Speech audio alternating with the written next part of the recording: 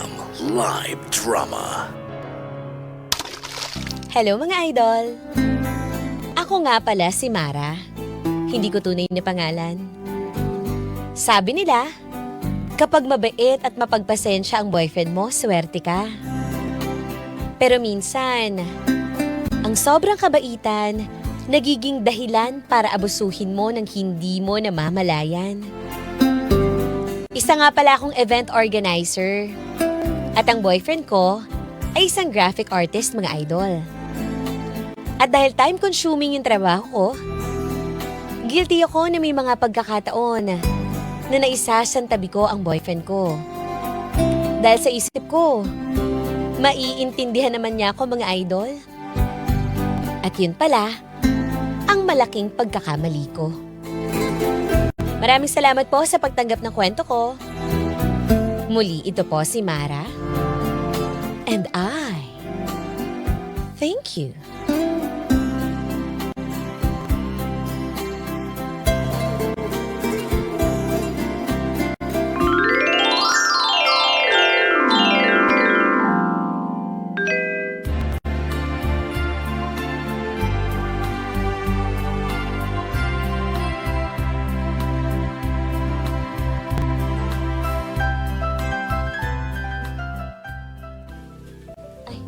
Ayun.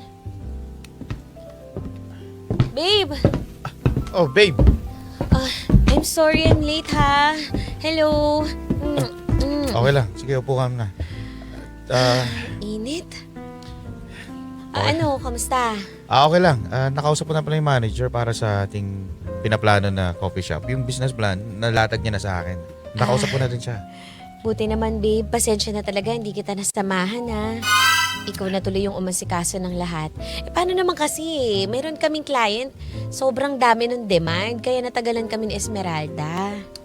Okay lang, babe. At saka, order na ba ako? Ano gusto mo kainin? Kumain na ako, babe. Babe, siya nga pala. Okay lang ba kung pag naubos ko na yung drink ko, umalis na tayo? Teka lang, babe. Di ba, after ng meeting natin sa manager ng coffee shop, di ba sinabi ko sa'yo na manonood tayo ng sine? Nakapag-book na ako, nakabili na ako ng ticket online. Yun nga, baby. Kaso nga lang, kailangan ko talaga mag-email may gagawin pa akong project proposal. Gagawin ko pa yung presentation nun kaso due na yun mamaya. Di ba pwedeng ipagpaliban mo muna? Dahil minsan lang naman tayo lumabas at saka ilang months na tayo hindi nagde-date at ngayon lang ulit tayo nagkaroon ng pagkakataon. Babe, sige na. Babawi na lang talaga ako. Big client kasi to sayang naman yung kikitain, diba? Puhunan din yun, pagpatayo ng coffee shop. Sabagay. Sige. Sabihin mo na lang sa akin kung kailangan kitang sunduin, ha? Salamat, babe. Pasensya ka na. Oh, ito na. Kainin mo na tong pastry na to.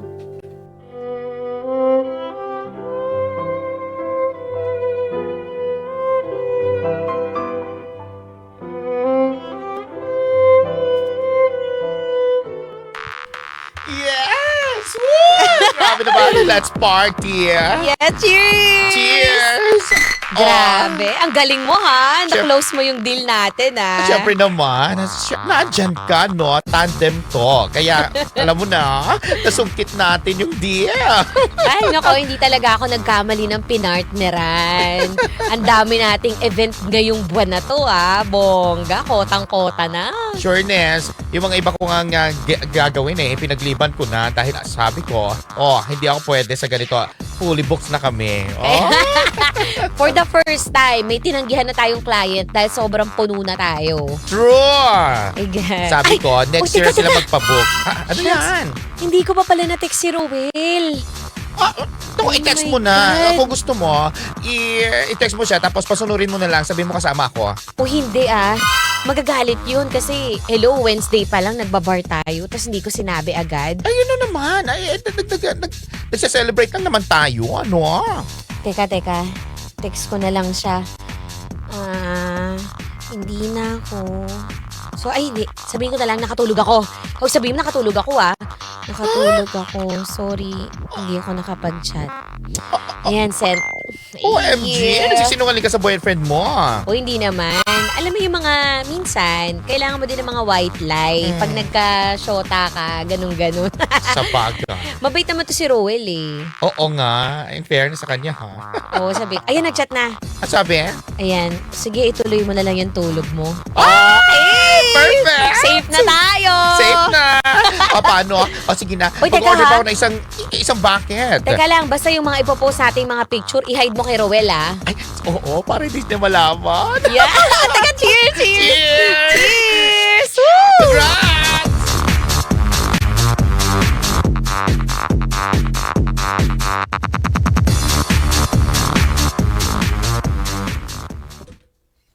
Roel! Ma, may tinatapos lang ako. Adak, nakapagsarado na ako ng tindahan. Aalis ka pa ba? Hindi, anong oras na yun? Alas 11 na ng gabi.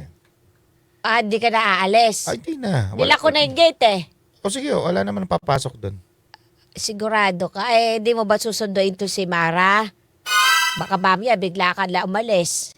Hindi, tulog na si Mara. Kate-text lang namin kanina. Ha? Eto nakita ko yung FB niya oh. Ha? Ayan oh, sa bar. Etong ba? Ayan oh, tignan mo. Teka, wala naman akong nakita sa newsfeed ko ah. Ayan oh, nagpa-party. Kaya akala ko sa susunduin mo. Kaya yung sasakyan nandyan lang sa harapan ng gate. Kaya magsabi ka ha. Sige ma. Ayan oh, sa party. Ano, di ka naalis. Hindi, okay lang. Kasama naman niya si Esmeralda. Sige ma, pahinga ka na. Ay siya, tulog na ako ha. Ay, Diyos ko pa.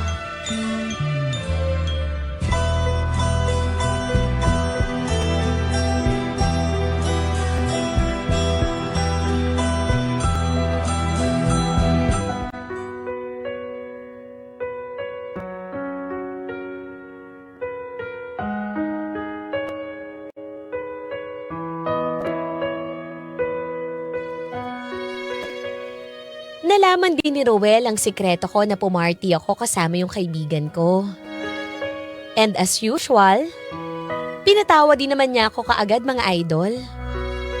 Kaya nga mahal na mahal ko si Roel eh.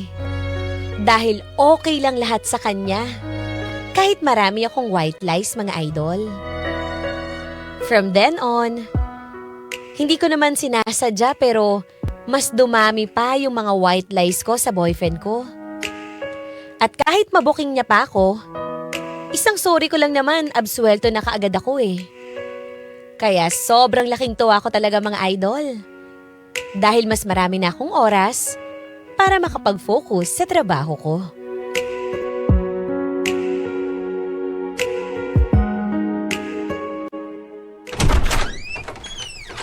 Ay, wow. May mga design. Ano ba yan? Babe, ang Babe. ganda naman ng kinuha mong Airbnb tapos may mga flowers pa. Happy anniversary! Happy anniversary din, babe. Nagustuhan mo ba yung preparation ko? Oo naman, babe. Pero sorry natagalan na naman ako. Tagal mo na naman naghintay dito. Okay lang yan. At least nandito ka. Tsaka sabay tayong kumain. Naganda ako. Nagluto ako ng paborito mong steak. Tsaka meron champagne. Wow. Tayong dalawa lang talaga. Kaso nga lang, babe, kumain na kami kanina eh. Ha? Kasi meron kaming tinuhog na meeting ni Esmeralda. Kaya ayun, dinala din kami sa hotel. Doon na kami nag-meeting. Kumain din kami ng steak doon eh. Gusto mo, i-ano na lang natin to, i-ref na lang natin. Ade, okay lang. Hindi pa naman ako makain eh. Siguro titikim-tikim lang ako. But, anyways, may papakita pala ako sa'yo, babe. Ay, ano yan? Yeah. Oh, wow. Ito yung final plan natin para sa business nating coffee shop. Ang ganda, Tingnan babe. mo. Diba? Ang ganda, ang gara nito Sobrang modern ng style. Tingnan mo yung sa harap pa lang. Tingnan mo. Talagang ma-attract na talaga yung mga customers natin pag nakita nila to. Kaya Napakaganda. nga, ang galing mo talaga gumawa, babe. Pinagawa ko to sa friend ko na architect, di ba? Alala ko kay Norms, kay Norman. Oo, tapos kanya ikaw ko- nag-design? Yes. Wow. Ako din ang pumili ng kulay. Nagustuhan mo yung kulay? Nagustuhan ko, babe. wait, Ilalagay ko dito ha. Hindi lang, babe, ha? Babe, sagutin ko lang to. Si Sir Robster. Ano daw? Sige. VIP to eh. Okay lang ba? Important client kasi to eh. Yun nga sasabihin ko sa'yo eh. Ngayong gabi, kailangan kong gumawa ng deck presentation para sa kanya. Mag-abroad na kasi siya. Kaya ngayong gabi, baka magpuyat ako. Babe, pwede bang ibigay mo muna sa akin yung pagkakataon para ma-celebrate din natin yung anniversary natin dalawa? Babe, VIP client to eh. Ayan, babe, nagdo-double call na siya. Babe, wait lang ha. Sorry, babe. Ay, yung regalo ko, andyan sa bag ko, babe. Kunin mo na lang ha, andyan sa bag. Sige. Hello, sir?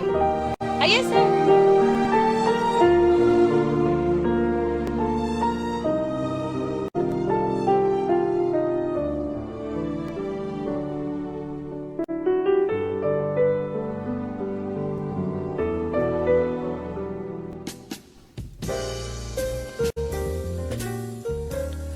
Ang dami na talagang booking today. Parang ang lalim na butong hininga mo, Day. Bakit ang lungkot-lungkot mo? Napapansin ko parang hindi ka kumikibo dyan. Tapusin na natin ang mabilis tong event na to. Kailangan ko na umalis eh. Uy, mamaya pa 1 oras pa, makakaya sa kliyente. At saka, mag-smile ka naman dyan. Ito naman, maraming nagre-request sa atin dito na parang napapalapit-lapit at tumitingin-tingin. Ano, may problema ka pa? Kasi naman, di ba nag-anniversary kami ni Roel? Nakita ko nga, nag-post ka. Ayun yung araw na tumatawag sa akin si Boss Robster.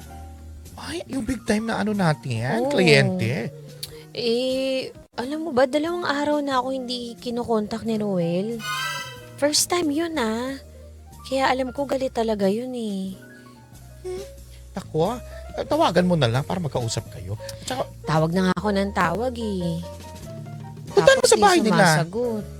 Iyon na nga, kaya tapusin na. Pwede ba ikaw na lang kaya dito? Sige. Ganito na lang. Iiwan mo na lang sa akin. At alam ko naman yung flow ng program dito sa event. Ha? Sige Kausapin ko na lang si Direk, ha? Pwede ba i-chat mo din si Roel? Baka mag-reply din sa'yo eh.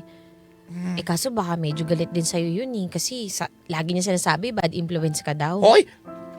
Hindi naman niyo pa ako sa problema ninyong dalawa. Ikaw lagi kasama ko eh. Sino ba naman magsasama sa'yo? Hindi ako lang, di ba? Beshi Waps. At saka sige, i-chat ko siya. Ha? Sige na. Kamustahin mo? Baka kakasiblinak ako eh. O ano eh. Ha? Sige, ako nang bahala. Ha? Sige. sige na. Uy, mauna na ako ha. Sensya na talaga. Bawi ako sa'yo ha.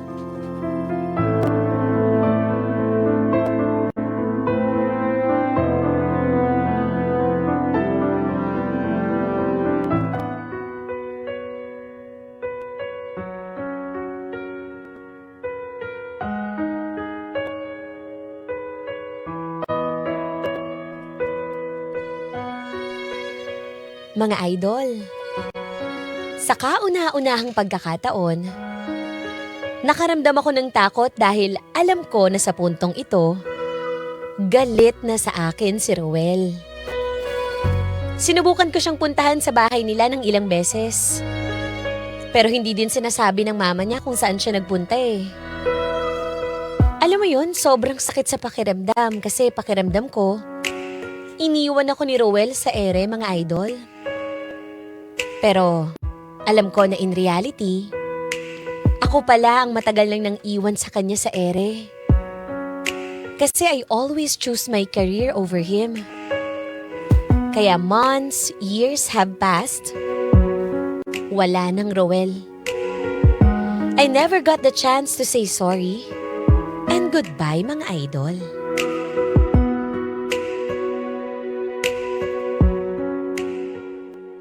Uy, saan to? Social Bago lang to. Bagong coffee shop lang to, no? Katatayo lang na to. Di ba ang Talaga? ganda? Oo. Alam mo, Ang sarap sa mata ng pintura. parang familiar talaga tong coffee shop na to. Parang napuntahan na natin to. Ano ka ba? Masyado mo piniplex. Uy, tangi. bago lang to, no? Tsaka bago Ano tayo ba? lang to. Alam ko, mga 3 days ago lang yata to 3 days? nagbukas. Oo. Sa bagay, mukha talagang bago. Ano order mo? Ako na order. O sige, ikaw nang order kasi may tatawagan lang ako. Kukumustahin ko yung event natin doon. Kasi pupunta tayo doon mamaya. O sige, sige. Ano ba, hot, cold ka? Cold na lang. Bahala ka na. O sige, Sige sige. na, tatawagan ko lang si Ruby. Mm. Ruby.